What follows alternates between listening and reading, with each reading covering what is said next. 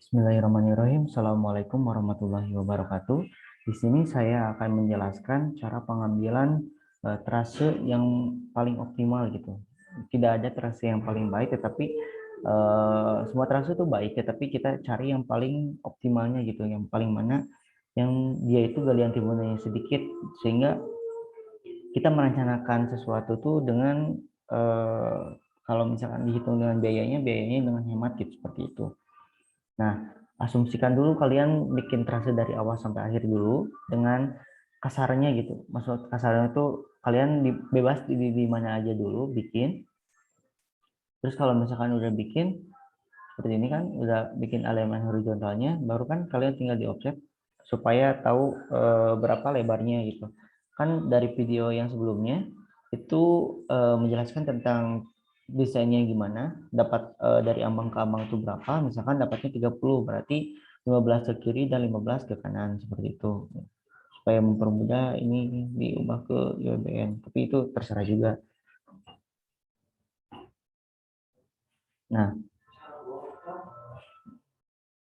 setelah dapat kayak gini, tinggal kalian buat si alignment vertikalnya gitu, biar cara melihat efektifnya trase horizontal itu gimana. Berarti dilihat dari si kelandaian elemen vertikalnya, terus kontur elemen vertikalnya kayak gimana. Kalau misalkan kontur elemen vertikalnya itu datar, artinya eh, trase horizontal kalian itu bagus gitu. Tetapi kalau misalkan eh, trasenya itu acak-acakan, yang pertama bisa dianalisis itu karena pertama konturnya itu acak-acakan, artinya harus dibelok-belokkan mengikuti kontur. Yang kedua berarti itu telah ada jurang, ada gunung kayak gitu, seperti itu. Jadi jangan ditabrak, harus dibelokkan seperti itu.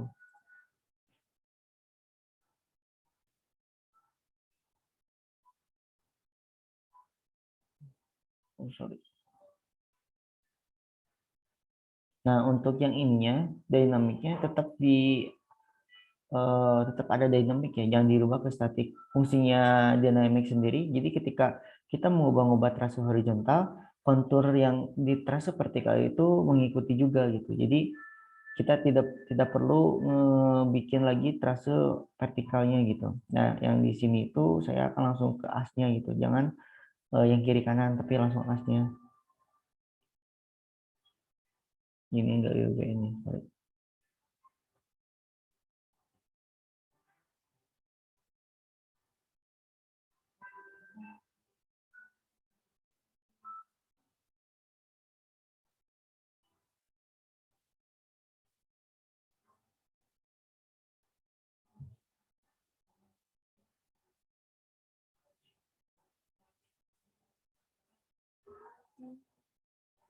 Nih,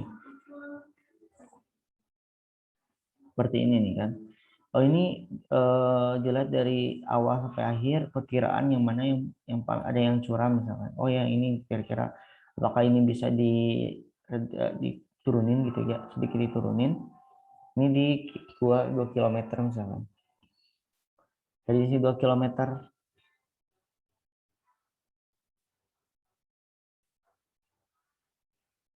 sekitar sinian. Oh, berarti ini coba. Nah, cara ngeceknya gini. Kalau misalkan di 2 kilometer itu kan dia naik, ketinggiannya naik tuh kan, tinggi gitu. Nah, gimana caranya dia tuh turun, apakah bisa enggak? Nah, dicek satu-satu konturnya, elevasi konturnya itu gimana sih. Kalau misalkan elevasi konturnya itu biar turun gimana caranya, berarti ngambil, kan di sini elevasi konturnya kayak gini nih, kotak nih yang merah ini. Artinya mau mau dia ke kiri ke kanan pun dia pasti pasti bakal ada gunungnya gitu. Oh, berarti ini dia bisa diubah-ubah, tapi coba digeser-geser aja supaya mencari tahu mana yang paling optimal gitu, yang mana yang kalau itu mendingan kayak gitu. Kalau misalkan lebih datar itu lebih bagus artinya. Tapi kalau misalkan kontur itu tidak memungkinkan datar, eh, yang pastinya nanti outputnya pasti ada galian timbunannya lumayan gede gitu. Itu kan kembali lagi ke existingnya gitu. Kalau misalnya existingnya bagus ya pasti, maksudnya bagus itu datar gitu. Kalau existingnya datar ya pasti bakal output kegalian timbulnya pasti bakal sedikit gitu. Tapi kalau misalkan existingnya itu besar, pegunungan gitu kayak seperti itu, nanti kan outputnya galian timbunannya pasti bakal besar seperti itu juga. Nah, kalau untuk disarankan juga, kalau misalkan pada saat kan ini kalau misalkan kita masukin tikungan, nanti trasenya juga pasti bakal berubah kan. Nah, untuk asumsi dasar yang pertama kali agar melihat juga gimana perubahan dari trase vertikalnya, dari kontur kontur vertikalnya kayak gimana, nanti masukin aja jenis tikungannya. Nah, cara secara logikanya gitu ya. Kalau misalkan kan kalau misalkan kayak gini nih, ini kan tikungannya tipis tuh. Si sudut tikungannya pasti bakal kecil antar apa sih? Jadi pasti seakan-akan akan lurus gitu. Oh, berarti kemungkinan besar tikungan di sini tuh pasti tikungan FC yang nggak ada LN-nya. Oh, berarti masukin FC misalnya kayak gitu. Kalau misalkan sekiranya oh, di sini tuh kemungkinannya SCS misalkan, berarti masukin tikungan SCS di sini tuh. Kalau misalkan FC yang ada LSC juga itu tetap dimasukkan secara SCS dikarenakan FC yang ada di CPTD itu hanya FC yang tanpa LS. Kalau misalkan FC yang sorry. Nah, Nah, dibiasakan kalau misalkan diklik tuh dari awal trase ke ujung trase. Jadi dari awal misalkan 0600 ke akhir 0650 untuk kliknya. Misalkan masukin radiusnya 2000 misalkan. Nanti kan berubah tuh, berubah arah juga, berubah konturnya juga. Tinggal di escape, nanti lihat di sini ya di elemen vertikalnya kayak gimana.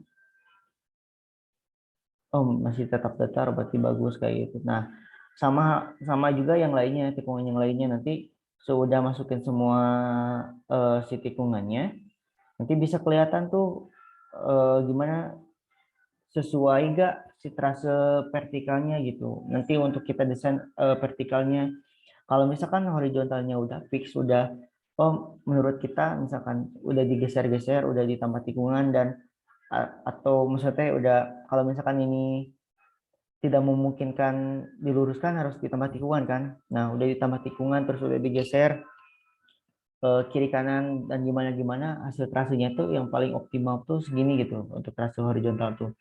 Oh, berarti kita lanjut ke trase vertikal. Nah, oh iya, untuk kan tadi kita asumsikan dulu kan si tikungannya. Nah, nanti kalau misalkan kita udah asumsikan, udah bagus, terus kita olah datanya XY-nya berapa, dapat azimutnya berapa, eh, lalu dapat si LS-nya atau misalkan ada LS-nya berapa, kalau misalkan radiusnya yang paling optimum tuh berapa yang bisa dimasukkan ke dalam trasil tersebut, tinggal kita ubah ke CV3D-nya.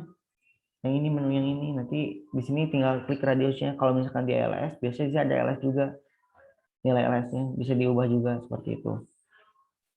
Misalkan kita ke perhitungan tentang azimutnya, berarti telah diketahui XY-nya kan. Nah, nanti kalau misalkan kita udah mengasumsikan oh sebelum itu munculin dulu aja XY-nya biar biar kita nggak pusing juga.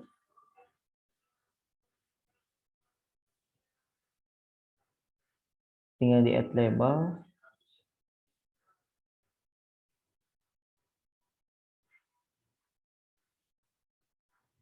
Yang ini kan.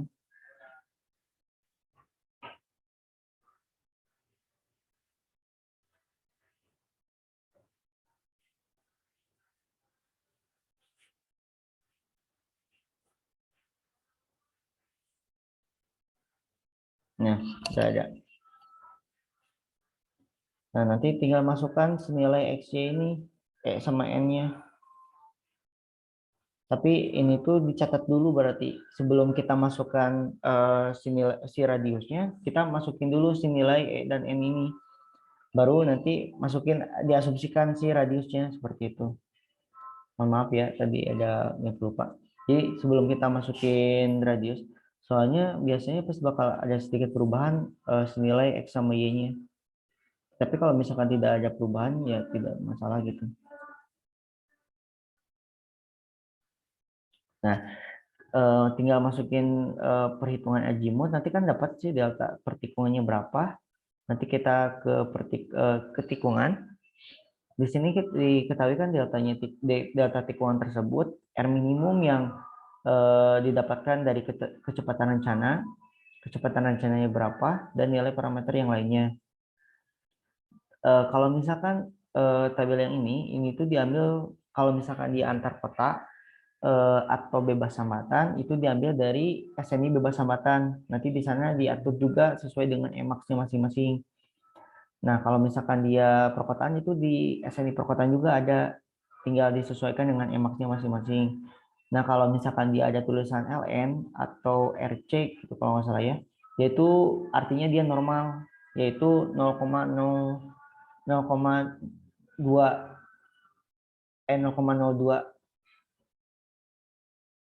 ya benar 0,2, atau bukan 0,02 sih, 2% gitu intinya mah, dia dia tuh jalannya minus 2%, artinya dia lengkungnya normal gitu, dia nggak perlu adanya LS. Kalau misalkan dia FC yang ada tulisannya LN atau NC kalau kalau nggak salah. Nah, kalau misalkan ada tulisannya RC, dia tuh normal sampai batas maksimum 2. 2 di sini tuh 2. Jadi gini nih. Kalau misalkan dia LN, dia tuh tetap kayak gini, -2%, -2%. Sedangkan kalau misalkan dia RC, dia tuh ada maksimumnya gitu, maksimumnya atau E penuhnya itu 2%, -2%. Kalau misalkan di lengkung yang biasa, misalkan kayak ini 1000 ke bawah, ini tuh ada E-max-nya, E penuhnya lagi. Jadi ada yang gininya satu, ini dua, yang ketiganya ada E penuhnya sesuai dengan masing-masing radius, misalnya kayak 700 misalnya, berarti ada E penuhnya 3,1, di sininya 3,1 juga, kayak gitu.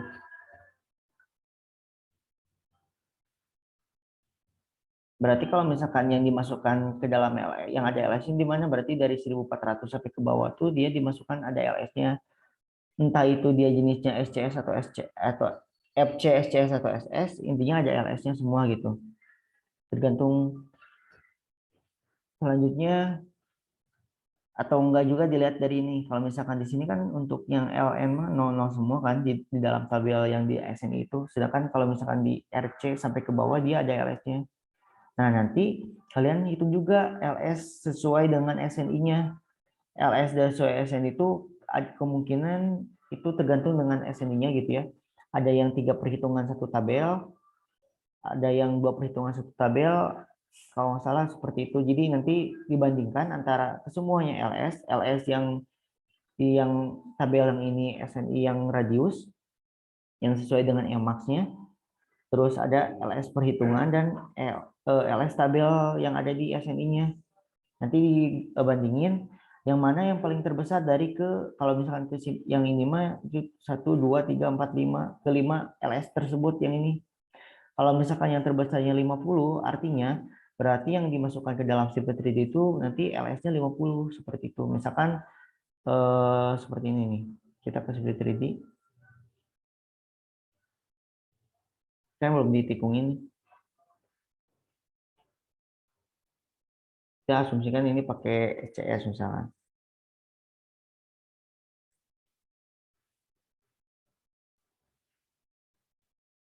Pakai radius 1400. Oh, sorry. Dikit mulai.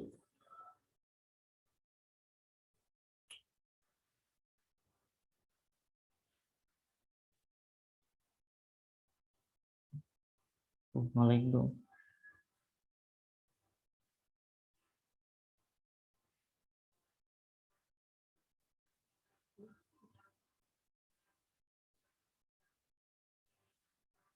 Nah, misalkan kita di sini kan ada tulisan spesifik radius, berarti radius berapa yang akan dimasukkan, berarti misalnya 1400. Nah, kan tadi diketahui tuh LS-nya 50, berarti 50. Misalkan ini asumsikan kita nggak tahu dulu, kita udah masukin radiusnya ya, sorry. Kan tadi yang pertama kan kita udah masukin radiusnya.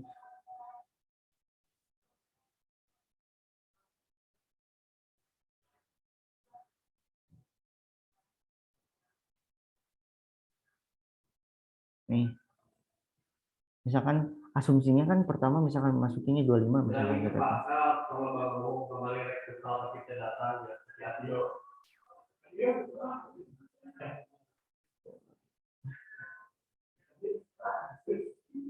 Nih, misalkan yang LS yang asumsi yang pertama tuh tadi tuh waktu kita sebelum tahu perhitungannya 25 misalkan. Oh, ternyata 50, berarti tinggal diganti di sini, klik 2 kali nanti muncul gini, tinggal ganti 50 seperti itu. Atau misalkan radiusnya pengen yang lebih gede, jangan 1400 misalkan. Di dalam tabel itu ada yang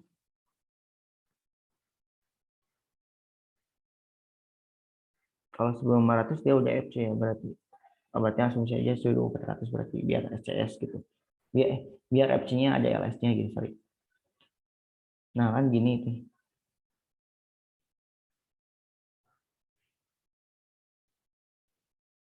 Nanti dilihat lagi misalkan gimana tikungannya, gimana trase elemen vertikalnya. Kalau misalkan sekiranya elemen vertikalnya udah baik, ya berarti dilanjutkan kayak gitu. Nah, berarti kalau misalkan kita kan mengasumsikan dulu kan 1400, dan misalkan di perhitungan 1400 ternyata bisa dipakai, berarti tinggal ditandain aja 1400 tuh bisa dipakai seperti itu.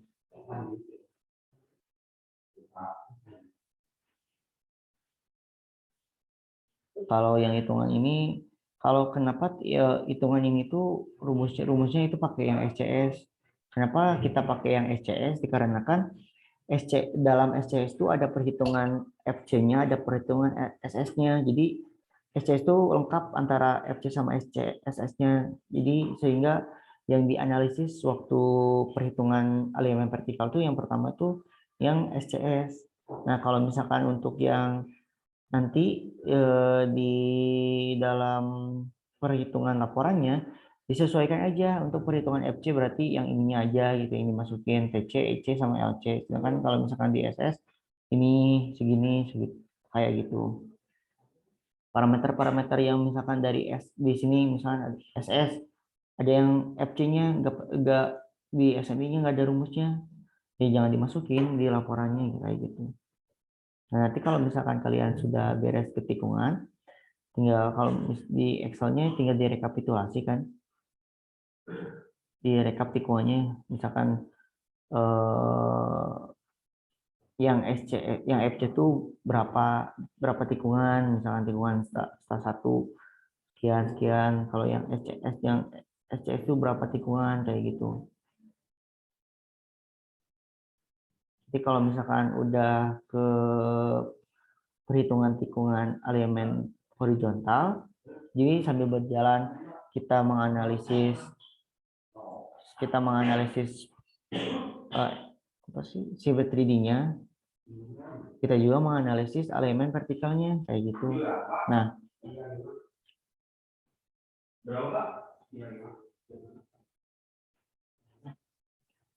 kayak gitu. Nah, selanjutnya kalau misalkan elemen horizontalnya udah bagus, tinggal ke elemen vertikalnya. Berarti di elemen vertikal juga sama kayak gitu. Ini yang pertama kali kita buat trase dari awal ke ujung terlebih dahulu.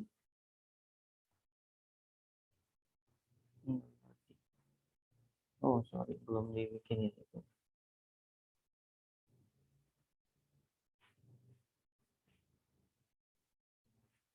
Sorry yang saja, oke. Nah, udah dibikin. mau dari awal ke ujung dulu boleh, atau misalkan mau per satu-satu juga boleh, itu terserah kalian enaknya gimana.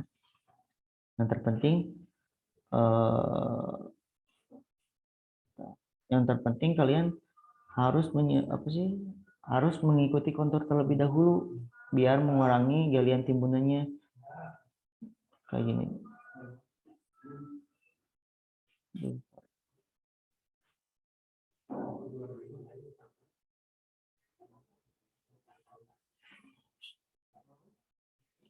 Nah, kan kalian ada kelandaian maksimum tuh. Misalkan kelandaian maksimum kalian misalkan 8%. Nah, diusahakan di sini tuh kalian memaksimumkan kelandaian maksimum kalian. Nanti ada G1. Nih, yang gue kelihatan ya. Bentar. Kan kehalangan, tinggal dihapus saja. Dan loading laptopnya. Nih, di sini kan misalkan kalian tuh asumsinya ini perkotaan kan. Kontur perkotaan maksimumnya dia 4%. Nah, kita bikin konturnya terlebih dahulu mengikuti kondisi existing. Kalau misalkan di sini masih belum 4%, misalkan udah asumsi misalkan nih si kontur kalian tuh sebenarnya gini, misalkan di sini kan masih 2%. Nah, kalian pakai aja kayak gini, misalkan mengikuti kontur memaksimalkan si kelandaian maksimum kalian gitu. Kalau misalnya kelandaian maksimum kalian itu masih belum maksimal, berarti dimaksimalkan kayak gitu. 35. Oke, dilanjut ya. Kalau misalkan kelandaian maksimumnya itu sudah memenuhi persyaratan, dan misalkan di sini kalian membuat trasinya seperti ini, misalkan kan harus mengikuti kondisi existing kan di TPI-nya sini. Karena kalau misalkan diasumsikan kayak mengikuti kontur gitu tidak memenuhi persyaratan, saya ini sini 6%, berarti tinggal kalian turunin aja. Tapi semaksimal mungkin kalian itu memaksimalkan kelandaian maksimum. Kalau misalkan kelandaian maksimum itu udah sama atau ya sama gitu, udah paling maksimum, berarti tidak mengikuti kondisi existing juga nggak apa-apa kayak gitu. Yang terpenting paling pertama itu harus mengikuti kondisi existing terlebih dahulu. Oke. Nah, dilihat juga kan nanti ada trust audience aja. Misalkan diasumsikan ini udah selesai ya, udah sampai beres sampai semua. Nanti juga dilihat di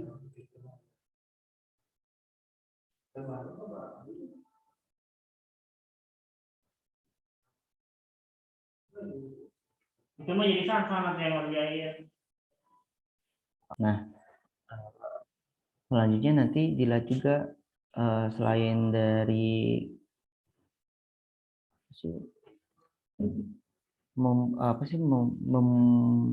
mengikuti trase gitu ya si LP-nya.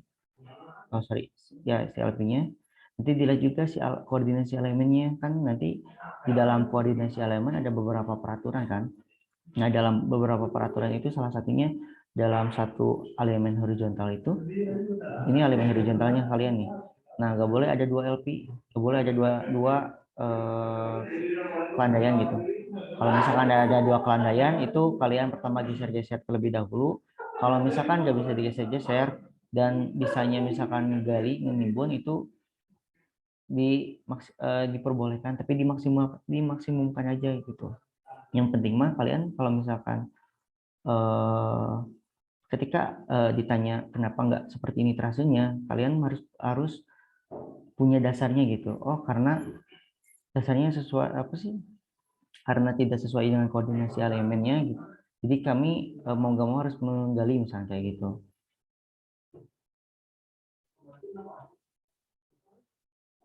Nah,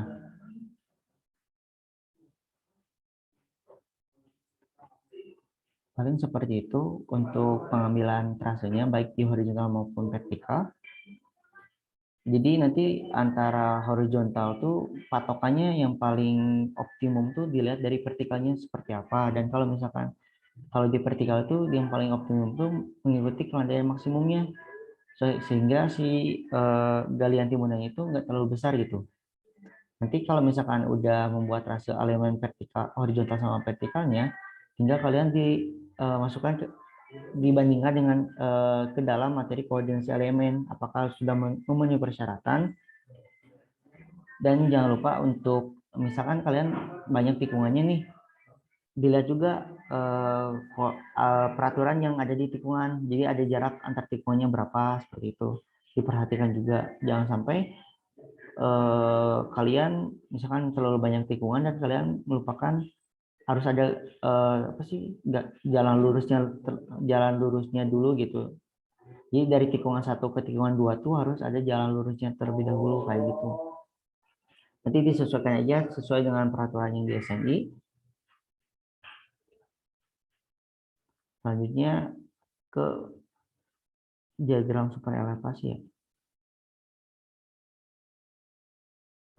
Nanti untuk diagram super elevasi coba saya jelaskan di video selanjutnya.